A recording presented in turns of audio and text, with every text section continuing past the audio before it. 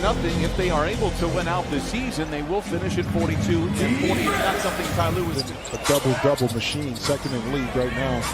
The amount of double-doubles.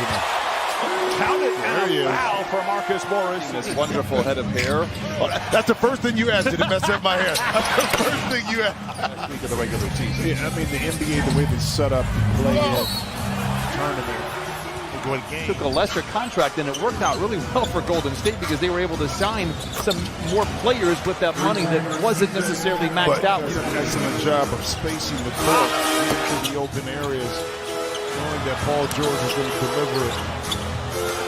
Third effort for the Pelicans, and they get catered. That's topside now to George. Clippers have hit half of their 20 shots. Pelicans 11 for 25. George for 3. Book it.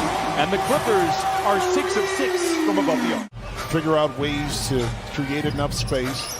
He's savvy enough, as you see with that runner, to get it up and over even the taller opponent. Speaking of which, Paul George, my goodness. With their last 6 shots from the field, including 7 of 7 from the three-point line. George for 3. Oh, he knocked it down. Paul George with a dozen. I would agree with you about Ohio being in the Midwest, but we'd both be wrong.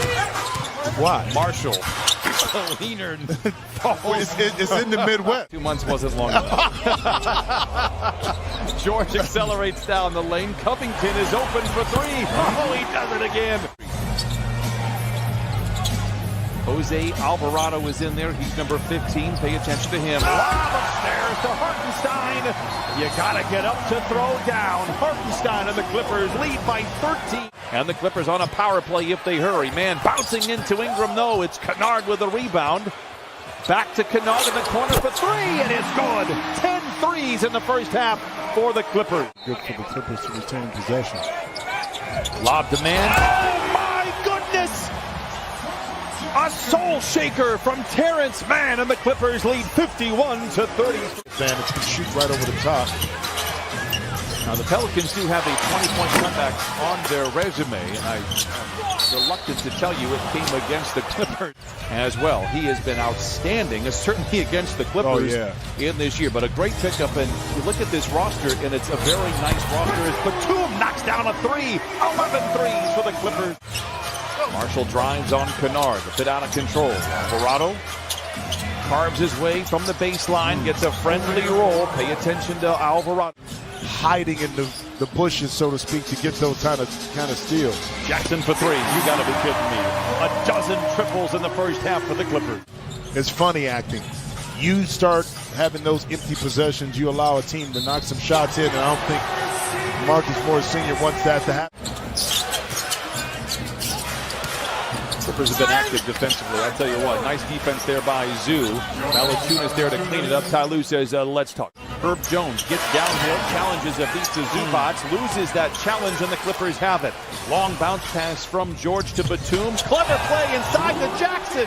Oh my goodness, maybe the best fast break we've seen all year. So I keep some in my travel bag and in my car. Trust me, I'm in the airport all the time, bro. What a grab by Marshall, able to lay it in. Tough pass. As they continue to build this roster up. And on cue, Paul George shows off the footwork, and Herbert Jones blocks the shot, and then on the other side, lays it in.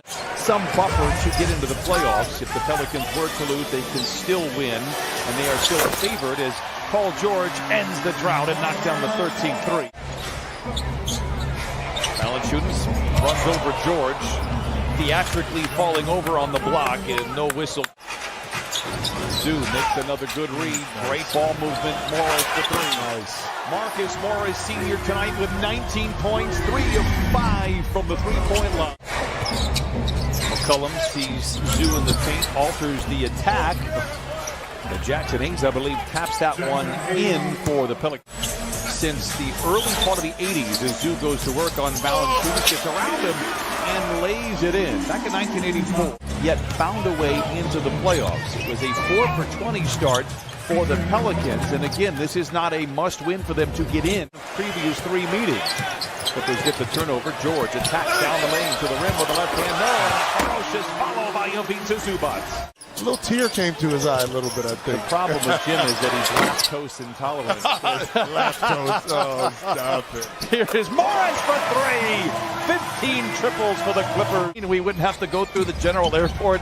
It was a lot of fun. He's doing great things in New Orleans, as the record says. After that tough start, Ingram knocks down the jumper. It's 81-60. It's just his second basket. Some opportunities to take care of business and qualify for the postseason, barring a huge comeback here tonight.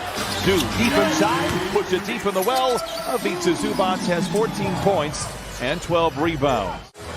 Zoo with 22 double-doubles this year. In his previous 2 years combined had 23. Jones knocks down the three for the Pelicans. Jackson dances on the dribble, picked up by Nance, gets around him, gets down the lane. Awkward lob to Zoo, comes up on the other side and lays it in. They'll count that as an assist for sure for Reggie Jackson. Wouldn't be able to come in into the game. Lob to Terrence Mann, and he lays it in. We've seen Terrence Mann soaring over California all night long. In round one, the third time in 10 years those teams would meet in the first round. Mann for three, it is good. 16 triples for the Clippers on 30 attempts. I love that Memphis Grizzlies team, but that love will be placed on hold. Oh, yeah. The first round matchup between those two. You talking about a team to the corner shot that time, shoulder, and not really eye contact on that when you were speaking at me, not to me. Man down the lane and lays it in. Another play coming out of the timeout for the Clippers, and Terrence Mann has been the beneficiary. 69. Nance Jr. swivels his way to the dotted line. Tough shot. Rebound tapped up and in by Trey Murphy for McCollum. Can certainly get it done. Devontae Graham runs into the teeth of the defense and floats it in for the Pelicans, his first bucket tonight. Well, not just McCollum, but Graham can get hot. Graham, Marshall, foul line jump shot. It is good with a minute gone by in the fourth quarter. It's 92-75. Actually, the idea of both Reggie Jackson and Vincent George of the Clippers security team, whoever is the biggest difference maker. Things are going right, but there are a lot of fires that have been put out before they fester.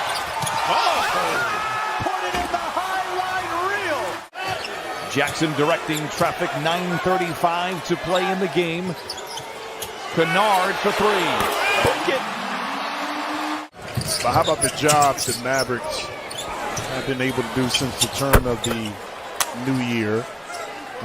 Rebound goes to Mann. Power dribble, surrounded by defenders. Finds an open Kennard for three.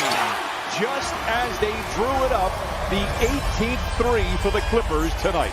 Is that he makes things happen when he has the ball in his hands, and then when he doesn't, as you just kind of highlighted there. Terrence here tonight off the bench with 13 points. Three for Jackson, beats the buzzer. Jackson gets downhill. Again, the paint to prevent perimeter passing work to perfection as Covington knocks down the 19th three of the game for the Clippers. Again, if you're just joining us, you can't really understand the standings. That's not a slight on you. But if the Clippers win tonight, they'll lock up the 8th seed, and we'll have a date in the play-in of a first-round matchup and rule the roost, so to speak. Covington with the turnover. Now Mann down the lane, lobs it to Hardenstein, and that, my friends, puts the candles on the cake. Willie Green and Tyronn Lue embracing Fred Vinson there as part of the coaching staff, also a former Clipper. Welcome.